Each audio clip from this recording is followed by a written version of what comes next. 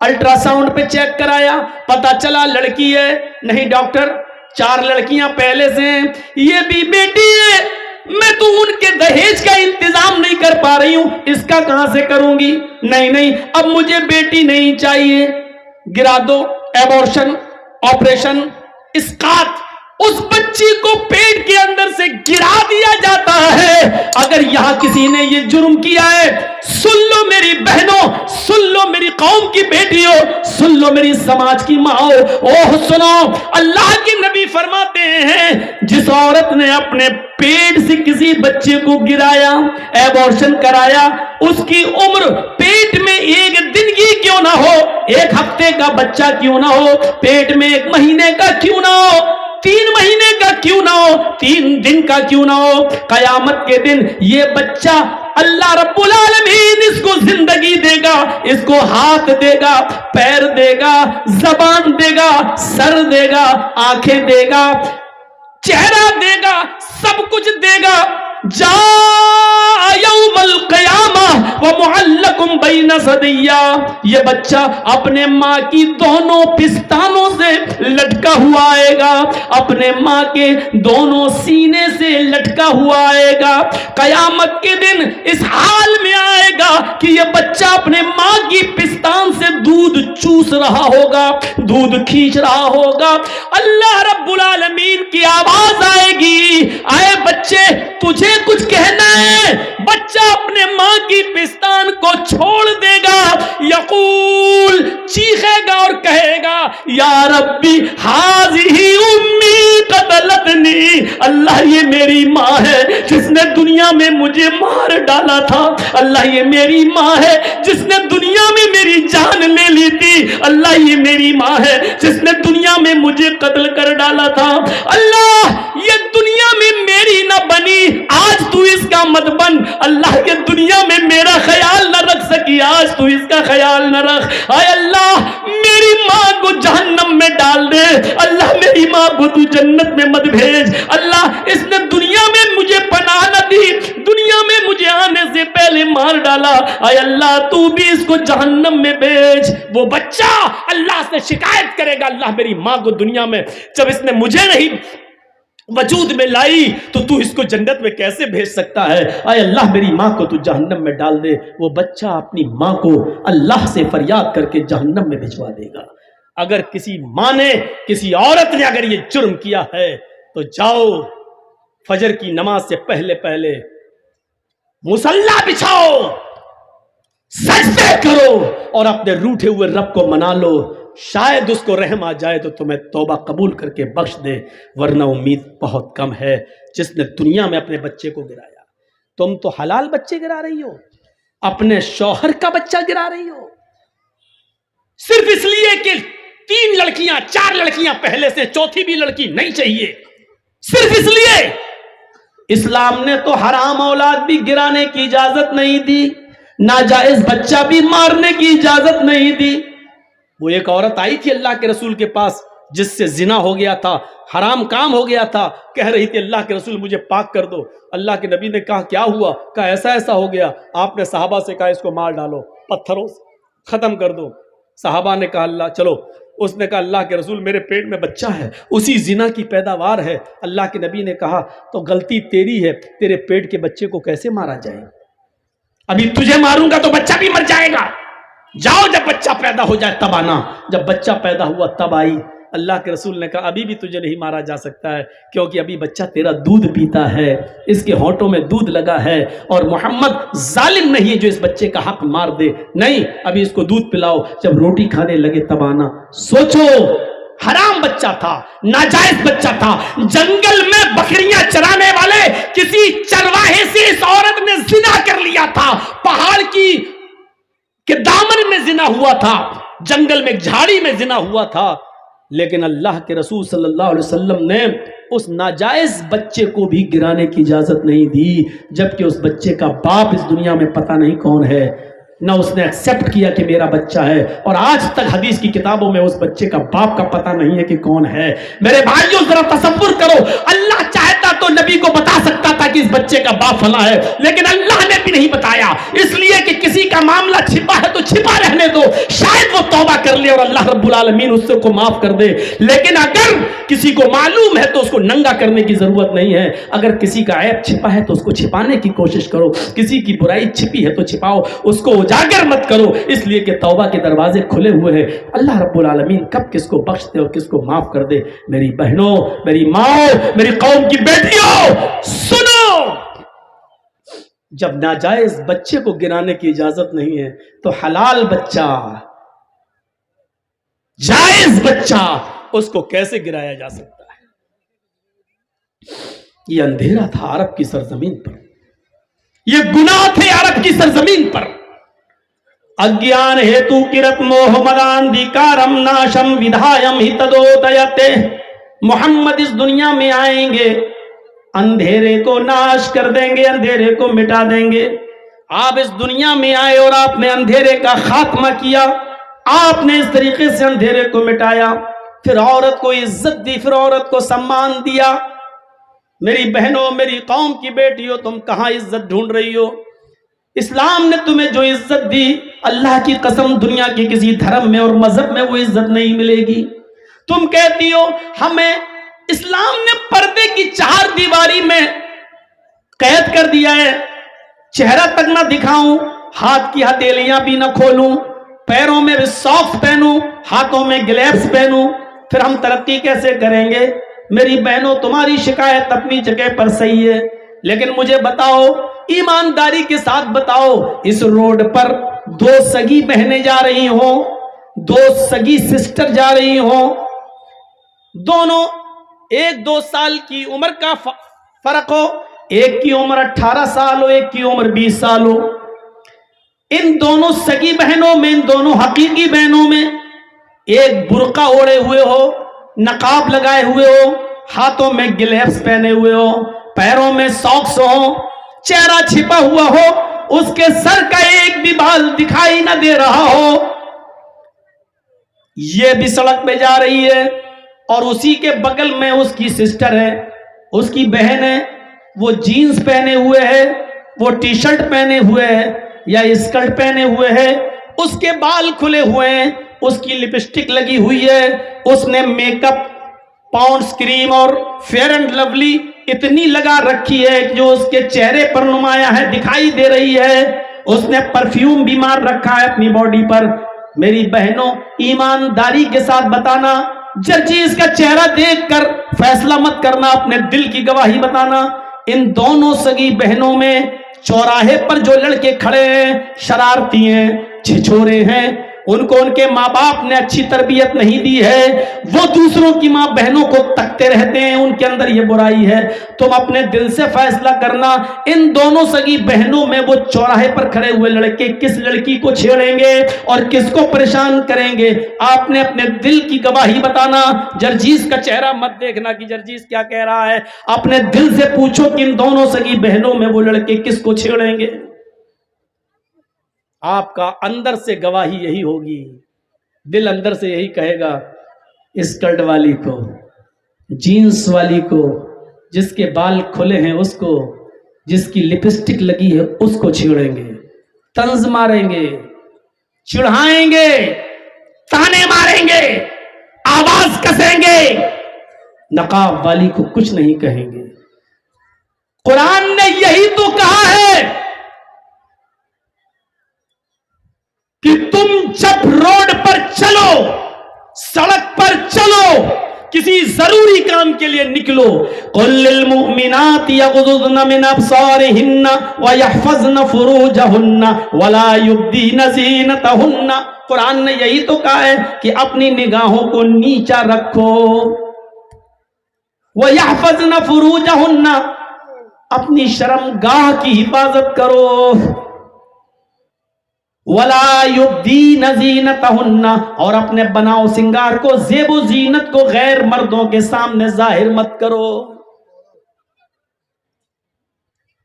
ये 3 चीजें औरतों को बताई हैं। पहली चीज, निगाहें नीची रखो। जब औरत निगाह नीची करके चलने लगे और हर वक्त उसकी निगाहें नीची रहें तो कभी व्हाट्सएप पे किसी से बात करने की जरूरत ही नहीं पड़ेगी, मैसेंजर और फेसबुक चलाने की जरूरत ही नहीं पड़ेगी, क्योंकि जब निगाहें नीची रखती है तो वो क्या जाने कौन गुजर रहा है, कौन जा रहा है, कौन आ रहा है। पहली चीज निगाहें नीची रखो, दूसरी चीज वयहफज़न फुरूजहुन्ना, अपनी शर्मगाह की हिफाजत करो। इतने मोटे कपड़े पहनो कि तुम्हारे जिस्म की नुमाइश ना हो, इतने गाढ़े कपड़े पहनो, इतने लूज कपड़े पहनो कि तुम्हारे बदन का, तुम्हारे शरीर का, तुम्हारी बॉडी का नशेब व फराज दिखाई न दे। तीसरी चीज वला युब्दीना ज़ीनतहुन्ना, और अपने बनाओ सिंगार को, अपने मेकअप को गैर मर्दों के सामने जाहिर न करो। इसका मतलब यह है कि अपने मर्दों के सामने जाहिर कर सकती हैं, अपने शौहरों के सामने जाहिर कर सकती हैं। लिपस्टिक कोई बुरी चीज नहीं है, लेकिन घर में लगाइए, और बाहर लगाओगी तो बहुत बुरी चीज है। जलसों में भी लगा के आई होंगी, जलसों में भी लिपस्टिक लगा सकती है औरत। अब तो पहले एक कंपनी थी जो लिपस्टिक बनाती थी जिसमें खिंजीर की, सूअर की चर्बी आती थी, लेकिन अब उसने भी इकरार कर लिया है कि नहीं नहीं अब हम नहीं मिलाते हैं, और एग्रीमेंट करके दिया है उसने। इजरायली कंपनी थी, लेकिन अब नहीं आती है। लगा सकती है औरत, लेकिन घर में। फेयर एंड लवली लगा सकती है बिल्कुल, लेकिन घर में। पाउंड्स लगा सकती है बिल्कुल, लेकिन घर में। परफ्यूम लगा सकती है बिल्कुल, लेकिन घर में। बाहर कोई चीज नहीं।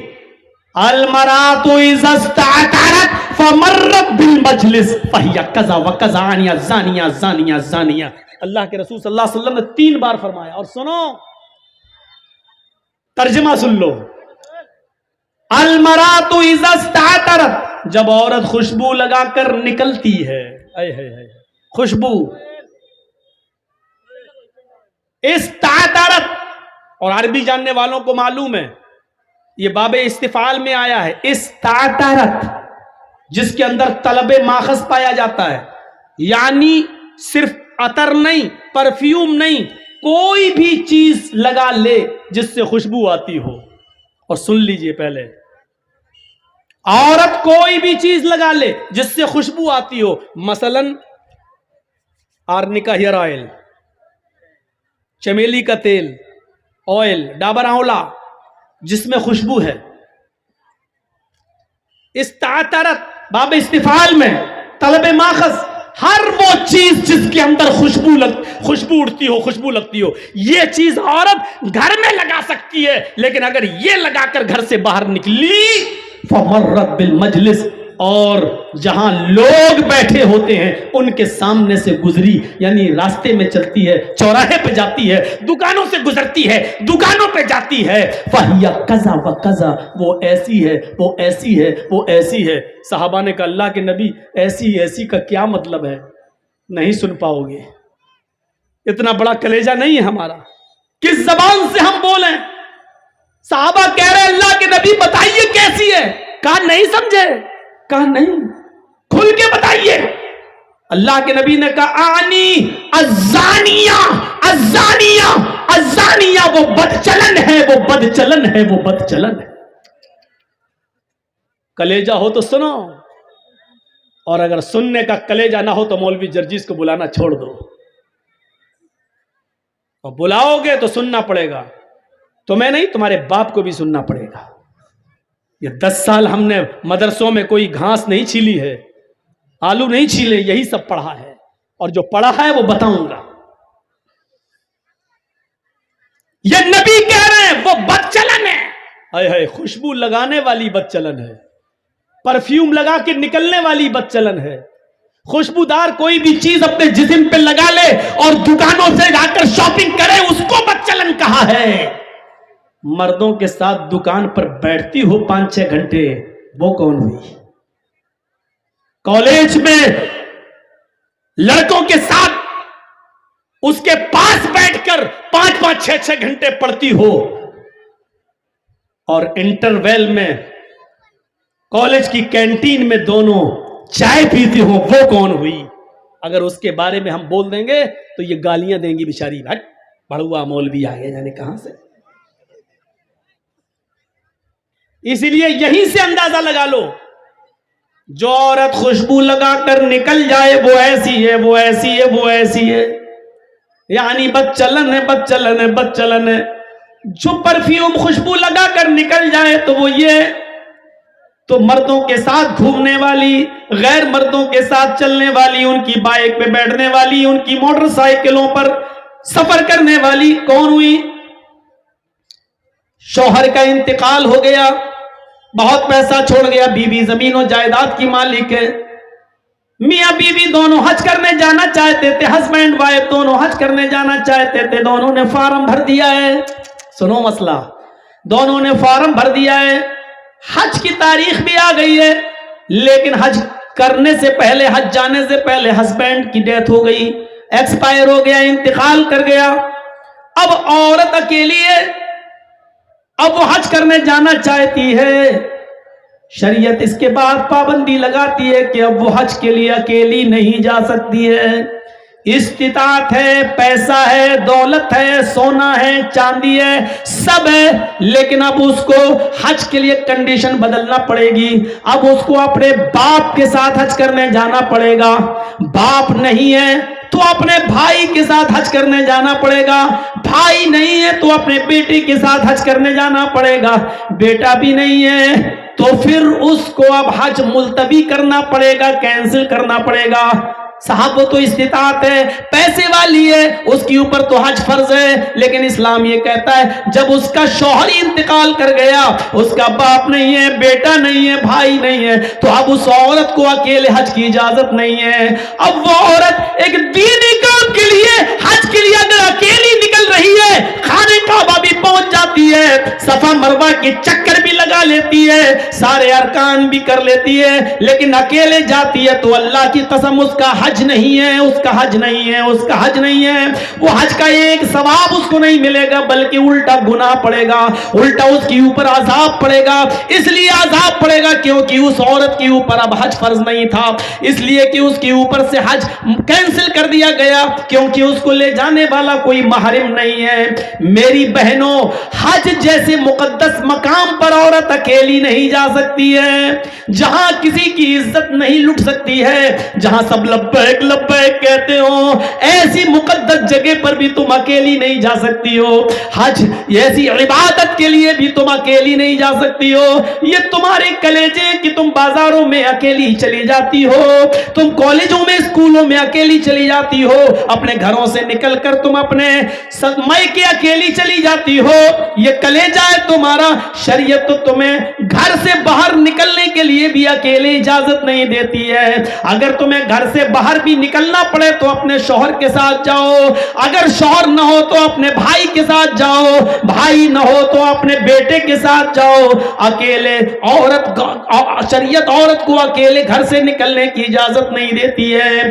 فرمایا کہ لا یخلون رجل بامرأۃ، کوئی بھی مرد کسی عورت سے اکیلے میں تنہائی میں گفتگو نہ کرے، اکیلے میں نہ ملے، الا کان ثالثہما الشیطان، اس لیے کہ وہ دو نہیں ہوتے بلکہ ان میں تیسرا شیطان ہوتا ہے۔ یہ شریعت ایک متعین کر رہی ہے، راستہ بتا رہی ہے کہ کوئی مرد کسی عورت سے اکیلے نہ ملے۔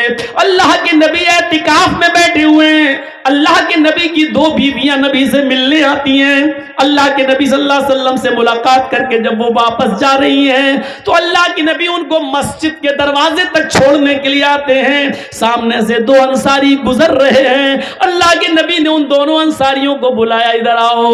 وہ دونوں انصاری قریب آئے، اللہ کے نبی نے فرمایا اے نوجوانوں، یہ دونوں میری بیوی ہیں، یہ دونوں میری وائفز ہیں، یہ دونوں میری بیویاں ہیں۔ ان نوجوانوں نے کہا اللہ کے نبی آپ ہم سے یہ کیوں بتا رہے ہیں، آپ ہم سے ایسا کیوں کہہ رہے ہیں؟ لکھا اس لیے کہہ رہا ہوں کہ شیطان ہر انسان کی رگوں میں خون میں دوڑتا ہے. ہو سکتا ہے کہ تمہارے دل میں شیطان یہ وسوسہ ڈال دے کہ محمد پتہ نہیں کن عورتوں سے باتیں کر رہا تھا, یہ دونوں عورتیں کون تھیں اور کیوں ملنے آئی تھیں. اس لیے میں تمہیں بتا رہا ہوں کہ میں کسی غیر عورت سے نہیں, اپنی پتنیوں سے, اپنی بیویوں سے بات کر رہا تھا. محمد رسول اللہ کو بھی اپنی صفائی دینا پڑی کہ دیکھو یہ میری بیویاں ہیں, جبکہ صحابہ کیسے شک کر سکتے تھے نبی کے اوپر, لیکن آپ نے کلیئر کر دیا میں کسی غیر کے ساتھ نہیں, اپنی بیویوں کے پاس تھا اور یہ بیویاں مجھ سے ملنے آئی تھی. میرے بھائیوں, جب محمد رسول اللہ صلی اللہ علیہ وسلم اپنے آپ کو بچا سکتے ہیں تو پھر تم اپنی بائک پر اپنی سالی کو کیسے بٹھا سکتے ہو؟ میرے بھائیوں یقین مانیے, بیوی کی موجودگی میں بھی سالی آپ کی بائک پر نہیں بیٹھ سکتی ہے. اگر بیٹھتی ہے تو بہنوئی بھی گناہگار اور سالی بھی گناہگار. میاں اور بیوی, ہسبینڈ اور وائف دونوں کھانا کھا رہے ہیں اور آپ کی سالی آتی ہے اور بہن کہہ رہی آؤ تم بھی بیٹھ جاؤ, تمہارے جیجا ہیں کوئی بات نہیں کھاؤ. بیوی کی موجودگی میں بھی سالی اپنی بہنوئی کے ساتھ, اپنے جیجا کے ساتھ کھانا نہیں کھا سکتی ہے, اس کے سامنے چہرہ نہیں کھول سکتی ہے. جب شریعت سالی کو بیوی کی موجودگی میں بھی نہ شوہر کے ساتھ یعنی جیجا کے ساتھ نہ کھانا کھانے کی اجازت دے رہی ہے, جب کھانا کھانے کی اجازت نہیں دے رہی ہے تو بائک پر اسکول چھوڑنے کی اجازت کیسے دے سکتی ہے, بائک پر مارکیٹ گھمانے کی اجازت کیسے دے سکتی ہے. اور ایک جیجا کے لیے سالی کو بائک پہ بٹھا کر بازار سے شاپنگ کی اجازت کیسے دے سکتی ہے. الفاظ میرے کڑوے ہیں, سخت ہیں, لیکن بیماری بھی بڑی ہے. اس لیے میں نے محسوس کر لیا ہے کہ ہومیوپیتھک دوا سے فائدہ نہیں ہے, اب انجیکشن لگانا پڑ رہا ہے. یہ مرض اتنا بڑھ چکا ہے کہ مجھے انجیکشن کی ضرورت پڑ رہی ہے, اس لیے میں نے انجیکشن لگایا ہے. میں جانتا ہوں کہ یہ بات عورتوں کو بھی بری لگ رہی ہوگی, آپ کو بھی بری لگ رہی ہوگی, کیونکہ آپ نے ہی اپنی بیٹیوں کو اپنے دامادوں کے ساتھ بھیجا ہے. آپ کو بھی بری لگ رہی ہے اور ان سالیوں کو بھی بری لگ رہی ہوگی جو اپنے بہنوئیوں کی اور اپنے جیجا کے موٹر سائیکلوں پہ بیٹھ کے گھومی ہیں. حقیقت میں بری لگ رہی ہوگی, لیکن برا لگنے ہی کے لیے تمہیں بول رہا ہوں تاکہ تمہارے اندر اس کا احساس ہو, جاگے اور پتہ چلے کہ یہ کتنا گھناؤنا اور کتنا بڑا جرم تم کر رہی ہو, یہ اسلام کی نظر میں کتنا بڑا گناہ ہے, اس کا احساس تمہارے اندر ہو. اگر تمہیں برا نہ لگے, اگر برا لگ رہا ہے تو جرجیز کامیاب ہے. اگر تمہارے دل کو چبھ رہی ہے میری باتیں تو اللہ کی قسم میں پاس ہو گیا. اگر میری باتیں تمہیں کھٹک رہی ہیں تو اللہ کی قسم میں اپنی تقریر میں کامیاب ہو گیا. اگر میری باتیں تمہیں بری لگ رہی ہیں تو اللہ کی قسم میں اب کامیاب ہو گیا. لیکن ہماری باتیں اگر تمہیں بری نہیں لگ رہی ہیں اور تم نے سوچا ہے کہ ہم سن لیں گے, عمل تو کرنا ہی نہیں ہے, مزے لینے کے لیے آئی ہو, تو معاف کیجئے کہ یہ جلسہ بیکار ہے, میری تقریر بیکار ہے, آپ کا یہاں بیٹھنا بیکار ہے, کیونکہ پوری رات آپ آنکھیں پھوڑ رہے ہیں. ثواب آپ کو ایک نیکی کا نہیں ملے گا, رتی برابر نہیں ملے گا, کیونکہ ثواب نیت کے اوپر ملتا ہے. ہماری نیت جب سدھرنے کی نہیں ہے تو ہمیں ثواب کیوں ملے گا؟ میرے پیارے ساتھیوں, یہ احساس ہمیں اپنے اندر پیدا کرنا ہوگا.